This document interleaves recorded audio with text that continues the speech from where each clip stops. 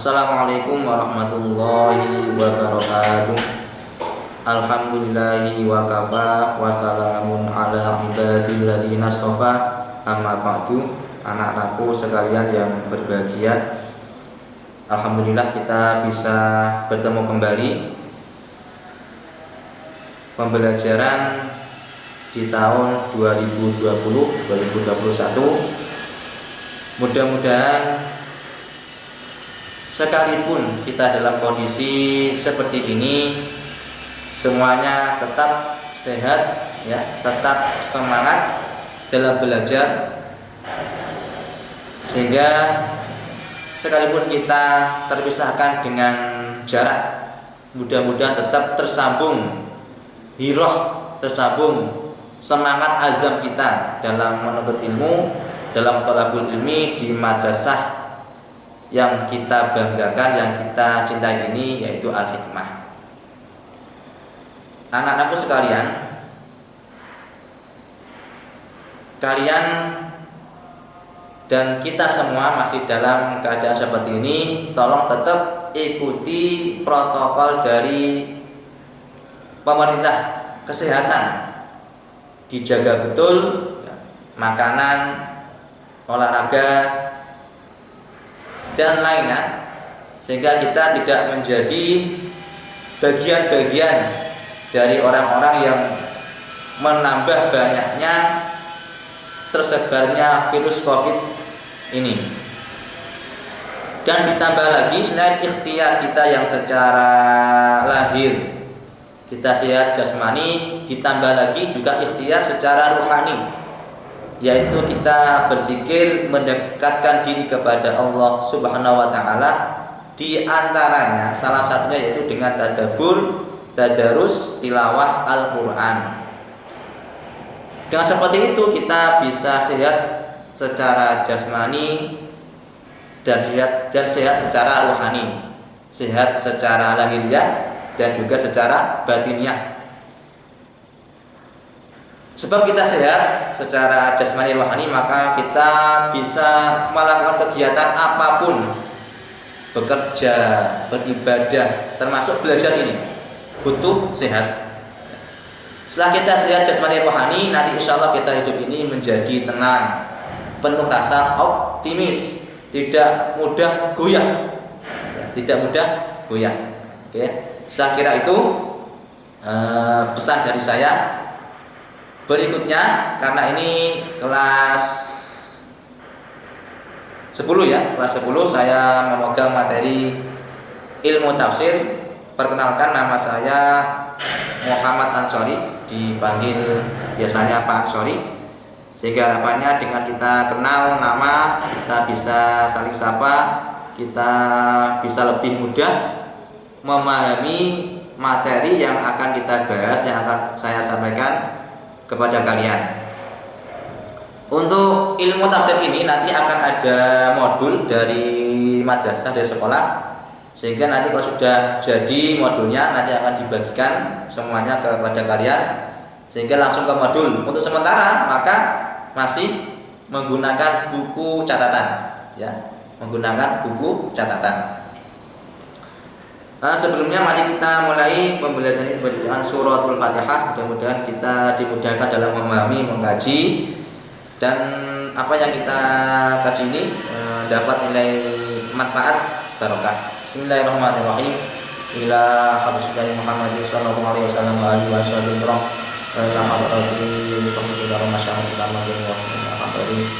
Muassis dari Syekh Muhammad Zaid belajar ini Syekhina Al-Fatihah.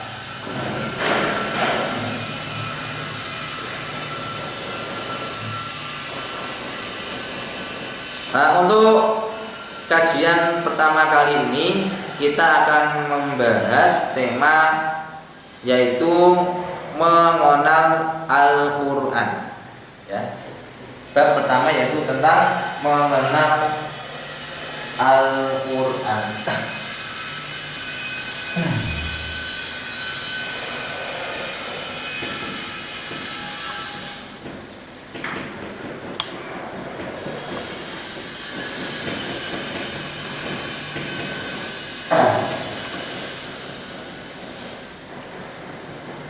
Ini penting karena Al-Quran atau Kalamullah, kitab suci umat Islam, bisa kita rasakan kemukjizatannya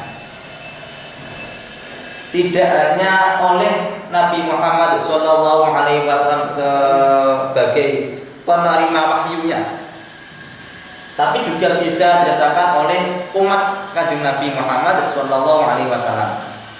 Maka kita harus lebih dekat betul, lebih paham betul tentang Al-Quran ini, baik secara pengertian etimologi bahasanya maupun istilahnya, terminologinya, maupun nanti isi-isi kandungannya, isi kandungan di dalam Al-Quran. Pertama, kita masuk ke pengertian Al-Quran secara bahasa atau etimologi. Di sini para ulama muncul perbedaan mengenai pengertian Al-Quran secara bahasa atau etimologi. Perbedaan ini muncul sebab ada dua faktor. Ada dua faktor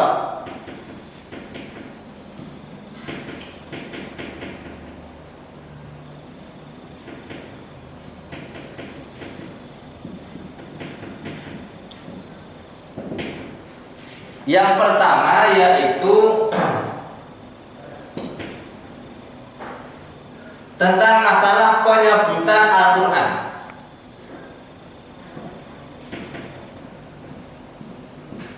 Tentang penyebutan nama Al-Quran itu sendiri, ya, Al-Quran, ya. Ulama ada yang menyebutkan bahwa nama Al-Quran menggunakan hamzah. Satu ini ya, menggunakan hamzah.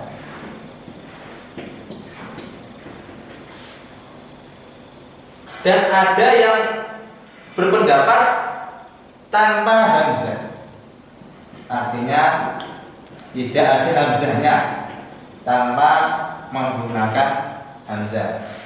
Ini berbeda yang pertama. Ada yang Al-Quran, ada hamzahnya, ada yang menyebutkan tanpa hamzah. Ini ya. Yang faktor kedua,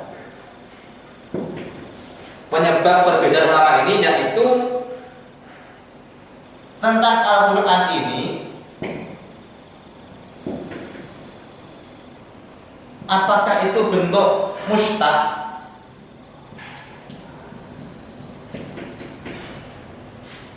atau bukan mustaq. Nah ini Al-Quran ini apakah bentuknya mustaq atau bukan mustaq. Mustaq itu isim yang dibentuk dari sebuah kata dan memiliki makna yang berbeda dari kata pembentuknya, itu namanya mustaq. Saya ulangi ya, bisa ditulis. Mustaq yaitu isim yang dibentuk dari sebuah kata yang memiliki makna yang berbeda dari kata pembentuknya. Nah, dua faktor inilah yang menyebabkan arti atau makna Al-Quran secara bahasa atau etimologi terjadi perbedaan dalam kalangan para ulama, itu ulama Quran ya. Oke, saya lanjut. Sudah ditulis ya.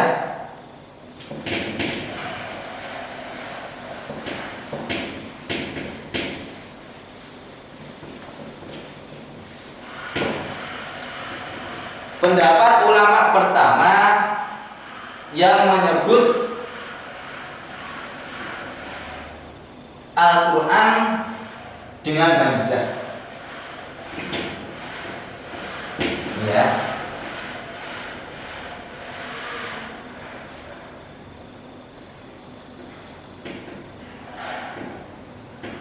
Jadi ini dengan hamzah.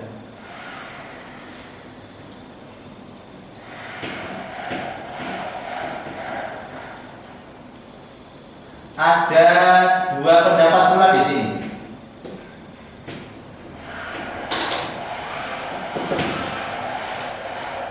Saya kasih kode A ya.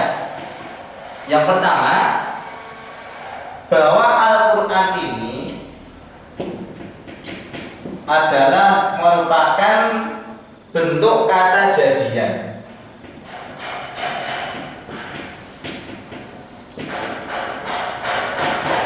Maksudnya apa ya? Al-Quran ya sudah memang namanya Al-Quran itu sendiri dengan menggunakan huruf hamzah, kata jadian yang berasal dari kata qara'a, ya qara'u, yang artinya membaca.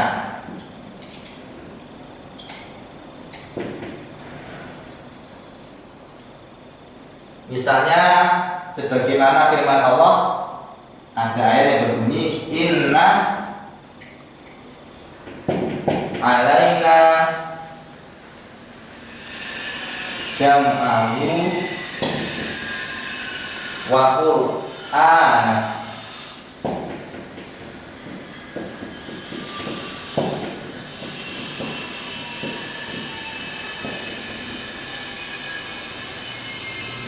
Nah, ada bahasa Quran yang penulisannya menggunakan hamzah. Oke. Berikutnya yang B, bahwa lafaz Al-Quran ini adalah bentuk kata sifat.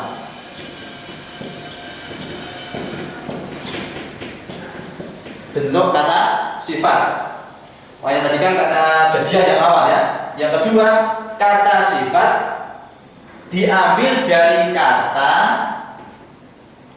al-qur'u,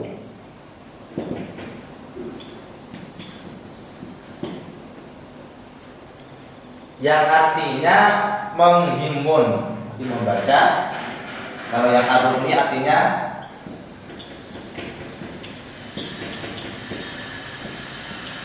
menghimpun.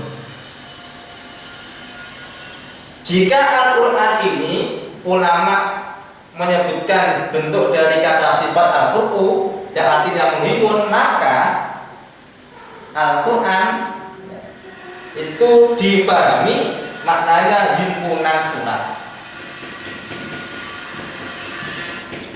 Himpunan surat,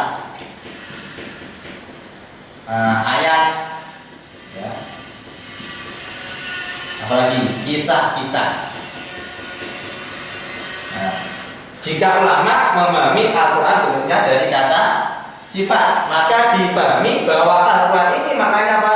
Himpunan dari surat, dari ayat, kisah-kisah, hukum yang terkandung di dalam Al-Quran.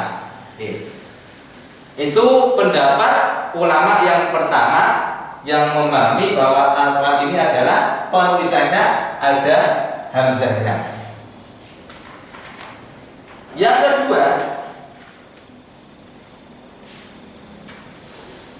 ulama yang berpendapat bahwa Al-Quran ini penulisannya tanpa hamzah, ya, berarti tidak ada hamzahnya. Tidak ada hamzahnya. Di situ juga ada dua pendapat. Jika tanpa hamzah maka dibacanya gini, Al-Quran ya, Al-Quran, bukan Al-Quran, karena tanpa hamzah. Ada dua pendapat juga.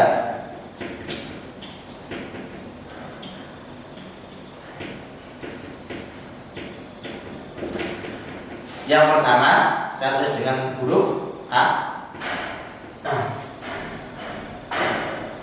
bahwa Al-Quran ini itu berasal dari kata korona. bukan corona yang sekarang ya, ini tulisan kof ro nun dibaca corona, itu yang artinya menyertakan.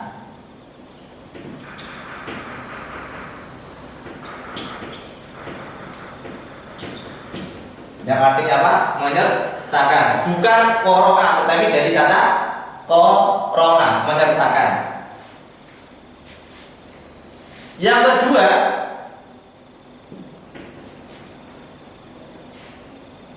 kata Al-Quran itu berasal dari kata qoro'in, qoro'inun.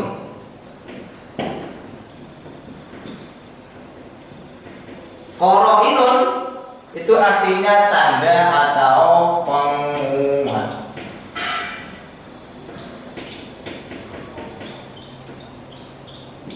Tanda atau penguat. Kenapa? Sebab ayat satu dengan ayat lain menjadi tanda penguat dari ayat tersebut. Itu namanya qoro'in. Sudah ya? Ini perbedaan ulama baru dalam pengertian Al-Quran secara bahasa atau etimologi. Kemudian setelah etimologi, sekarang pengertian Al-Quran secara terminologi atau istilah. Itu banyak para ulama yang menjelaskan tentang pengertian Al-Quran. Banyak, ini saya ambil yang paling simpel ya. Al-Quran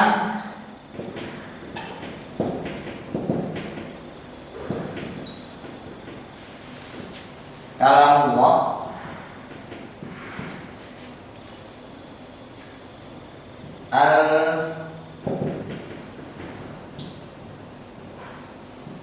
al-munazzal, al-munazzalu ala Muhammadin sallallahu alaihi wasallam, al-muta'abbadu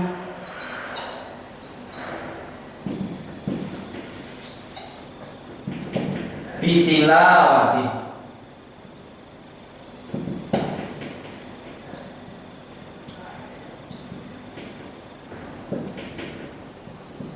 Ini pengertian secara istilah Al-Quran simpel ya. Al-Quran yaitu kalamullah al-munazzal ala Muhammadin sallallahu alaihi wasallam, al-muta'abbadu bitilawati. Kalamullah atau firman Allah, al-munazzalu yang diturunkan kepada Nabi Muhammad sallallahu alaihi wasallam, al-muta'abbadu yang bernilai ibadah bagi yang membacanya, bitilawati yang bernilai ibadah bagi yang membacanya. Berarti firman Allah yang diwahyukan, diterima, diturunkan kepada Nabi Muhammad sallallahu alaihi wasallam yang bernilai ibadah pada bagi yang membacanya. Ada yang mungkin ditambahi melalui perantara malaikat Jibril, ada ya. Dan ini simpel. Pengertian apa secara istilah. Oke, saya kira itu dulu pertemuan kita kali ini tentang Al-Quran. Artinya pengertian Al-Quran secara bahasa maupun istilah. Untuk tugas kalian, karena ini materinya tentang ilmu tafsir tentang Al-Quran, kalian tulis, dan saya juga ingin melihat kemampuan tulis baca Al-Quran kalian, termasuk bacaan tilawah kalian. Tulis surah Al-Baqarah ayat 1 sampai ayat yang akhirnya itu apa itu? Muflihun itu ya. Muflihun kamu tulis di buku tulis dan nanti dibaca sehingga saya bisa mengetahui kemampuan baca tulis Al-Quran kalian ya. Al-Baqarah alif lam mim itu ditulis sampai nanti ada ayat yang paling bawah itu bunyinya muflihun, ditulis di buku tulis, nanti dibaca ya. Kalau memang nanti belum bisa bertemu maka direkam dan rekamannya dikirim ke saya, ke nomor saya. Nanti saya masukkan nilai harian. Saya kira itu. Wallahu a'lamu bishawab. Wassalamualaikum warahmatullahi wabarakatuh.